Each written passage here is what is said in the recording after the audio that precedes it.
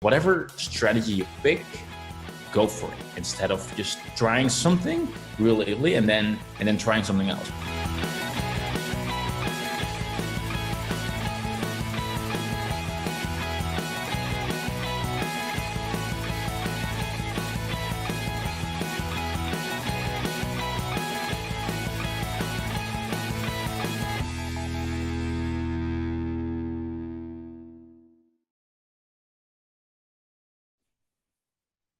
Hello and welcome to this session of MyFirst1000. Today, I'm joined by Wilco De Dreij. He's a good friend of mine and really big in the software market. I know he doesn't think so, but he is really big from where we are standing. And today he's going to share how he uses courses to drive more sales, more leads into his software business. So Wilco, welcome to this call. Hey man, welcome. How are you? Yep, good. So can you start by telling us a little bit about your business? What do you do at the moment? Sure thing. So at the moment, like you said, we sell software. We got two main products, both targeted at the marketplace. So one is to run viral contests, viral giveaways. It's called a viral. And the other one is to make your Facebook ads more profitable. It's called Connect.io. And that's really basically what we're focusing on in like a short sentence. Sure. No, that's great. And I think these softwares, and I use both of them, while they're good, they leave a lot of space for you to also educate the people who are using the software. I mean, just beyond demonstrating a walkthrough, right? So have you used courses to give more insights to people about how to run ads? Yeah, like actually, the courses are very important. Like first of all, like you said, to show people how certain things work and to actually get them to use the product, right? But as you know, like someone is never going to use your product if they don't buy. They need to buy your product. And as with every product that you can sell, a service or a software, people are going to have obstacles, right? People are going to think like, like this seems good, but I have this and this reason why I don't want to use it, right? Maybe for you guys, it's like, oh, I wanna buy Kaivio, but I don't know what niche I should go in, right? There's always things in their mind, and courses is actually the perfect way to remove these obstacles, because then you say, no, we're going to show you how to pick the best niche or how to pick the best market, right? So software is both good for like getting people to actually use your products, but even more so to remove obstacles. And once again, that goes for any type of product you sell. You can package that with software and makes it so much easier to get people in. Sure. And let's talk about UpViral for a second, because I use the app all the time and it's good to get viral traffic. But the challenge, I guess, is if you want to go after a wider market, they don't understand the concept of, as you call it, viral hacking. They don't understand that it can be done. So do you think a course is a good way to kind of warm them up to the idea first? Yeah, 100%, 100%. Without education, we would not be able to sell as much as we currently do, because how even like doesn't matter what tool it is, a tool is just a tool, and without the right implementation or right information, there's no way you can you didn't get the same impact, right? So you sort of need to educate people and show them how to get results, but also even before that, show them why they want to use it, basically. Sure. So let me ask you this question. I have my reasons and I can tell you that after, but what stops you from creating a course when you know you should? When you know you should be doing something to offer value to people, what is your biggest obstacle? Is it that you don't want to get on video? You have to prepare all the content? What's the biggest thing holding you back from that? I think the biggest thing is perfectionism. Sort of like I like it needs to be perfect, and it can always be better. You always see someone who's doing a better quality video than you. You always see someone who's better at explaining certain concepts. So I don't mind being in camera, but yeah, I think perfectionism has held me back a lot. I think it's a Dutch thing, right? Maybe, I don't know, but yeah, I think it happens all over. People who are just trying to create a course and then they're like, I'm not happy. So then maybe they do create it, but they are not happy enough that they don't truly push it. They don't truly believe in it because they think, I'm not sure if it's actually any good. They're not really convinced. And that's actually kind of the same thing, right? Sure. Yeah. No, I understand. And what role do you think courses or membership sites will play in your business moving forward? Will you try and expand the role they play, or will you just keep it where it is right now? I think I'll mostly keep it the way it is, or really use it to package certain products. But I am playing with the idea because there's so much that in my business that I'm doing that I know would serve my audience, would serve my customers, and the most efficient way to get that information to them is obviously using a course. I mean, if I would have to go one-on-one with people, like that's like not realistic. So it is the best way. So I am playing with the idea of like showing, basically going through various parts of my business to teach others how to do the same thing. And obviously courses are the best way to do that. True. Now, usually in this segment, we talk to people about what did it feel like when you get to your first 1,000. I think for you, it was probably a decade ago or something. So I don't know, let's reminisce for a second. Can you think back and just tell me what was life like before you started doing what you're doing right now and how it changed over time when you became successful? Well, it's funny because yesterday, it was actually 7 days ago, and I actually got like, I have this app called Time Hop, and you get like pictures from like 7 days, and I'll actually never forget it. It was so I was as the you, I love to travel, and I went to Sydney for 6 months because prior to that I was doing some things with AdWords, and basically summarized, my business went back to zero. So I went to Sydney, had 6 months to start something up again. And after 6 months, like had nothing to show for it, like didn't work. And I know this is like the typical crap story, like didn't work, but like honestly, like everything I tried didn't work.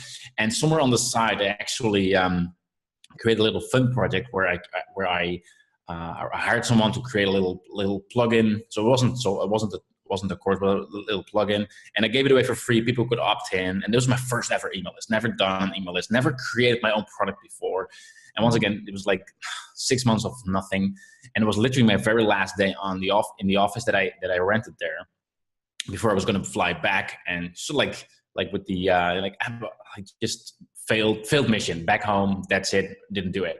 So that last day I put together a sales page for like, at the time I was working on like a paid version of that plugin. That morning I worked like a maniac, put everything together. And the sales page wasn't a sales page. It was more like a bullet point list of features, like very boring, but hey. And I sent it out at the very end of the day. I was like, done. So I sent out an email to that email list. Again, no idea how to sell. So it's more like, hey, if you want to buy, you can. But if you don't, I understand, no worries. Like more like that. Like really, like I didn't know how to do that. So I went to clean my desk. Before I came back to my laptop, I saw ping, ping. I saw various emails of like sales notification. I'm like, what, people are actually buying? And so that evening, I actually had my goodbye party, obviously because I was going to go back, and I checked my phone, and we had that evening we did like 10,000 in sales. And I know it's more than that 1,000, but like that was what it was like for me. Like 6 months of not doing anything, build up an email list, and at some point I created an actual product, not delaying it anymore, put it online, and people were buying. And I called my wife; she was back in the Netherlands, and it was just the most amazing feeling. I never forget that evening. Like this is not the typical, like this is not a made up story. Like this is what happened, and it gives me chills when I talk about it. So yeah, literally seven years ago yesterday. That's incredible because people talk about overnight success, but in your case, that overnight success took 6 months to get to. Yeah, and obviously, like even years before, I've been doing all kinds of things online, right? So, like you said, it's overnight success, but there's always a lot of time practice and like just learning and adapting, but yeah, in this case, like 6 months, like flat, complete flat, and then the spike in one day. And I like to be realistic about it because, you know, when I talk about my first 1,000, it's not something that will happen immediately as soon as you do one thing. It's a collection of things. It's a result of things. And that's kind of the strong message I'm getting here as well. But tell me this, what's your life like right now? Like, I know you're still traveling. I know you bought a house recently. So how does it feel to be where you are right now? I'm sure you feel there's still some places you can go to. Yeah, it's funny, like when you start out, you always have goals and you're like, when I'm at this and this level, like everything will be different. And then then I don't have to push for the next level. And that sort of changes all the time. So like basically my conclusion is there is no end goal. There's only the journey, right? Like whatever the number you have in mind for your business growth, whenever you're there, once you're there, you're going to think it's too small and you're setting your new goal. But overall in life is obviously good. Like you said, we just moved to a new house and, we're still traveling. We actually just booked a trip to a 6-week trip to Philippines, Australia, and New Zealand, which is good. Okay. So yeah, things are good, but there's always a new goal, and it's never done, never finished. Good. And I think that's a good way to grow, because there's a saying, if you're not growing, you're dying, something like that. Yeah, Of course, exactly. it's a bit extreme, but I think a part of it is true. If you're not looking at the next thing, then you're kind of just in maintenance mode, and that won't last you very long. Yeah. And some people are happy in that stage, but I think as entrepreneurial people, we sort of need that goal and just keep moving forward. It's sort of important to be who we are, I think. True. I mean, I don't think you could ever go and work a 9-to-5 job, right? I'm not employable anymore. No, I'm screwed. True. Probably as are you. Yeah, same thing. But let me ask you this question. So a lot of people who are watching this, they feel that, they want to do this, they want to create courses, but something is still holding them back. And most of the time it's traffic. And I know you're a traffic wizard, like everything you do is about traffic. So can you give them some advice that could help them when they create something? Can you give some advice that could help them sell it? Sure thing.